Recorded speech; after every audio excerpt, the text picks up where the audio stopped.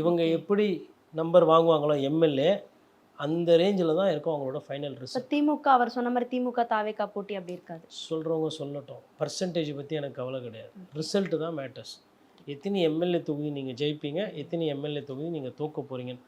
அந்த ஆட்டத்தில் திரும்பவும் சொல்கிறேன், 2 கட்சிக்கு தான் போட்டி. ஒன்று திமுக, ஒன்று அதிமுக.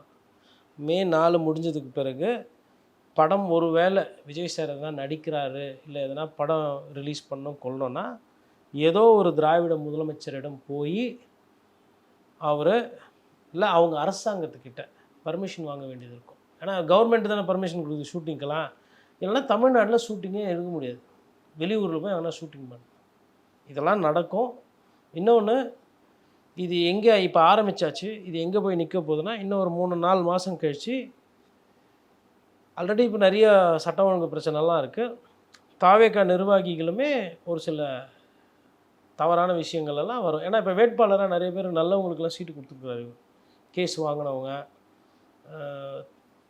அடக்கம் இல்லாமல் பேசுறவர்கள், அது போன்ற. மசாலா எந்த சமையலும் ருசி தேடும் ரகசியம் 20 ரூபாய்.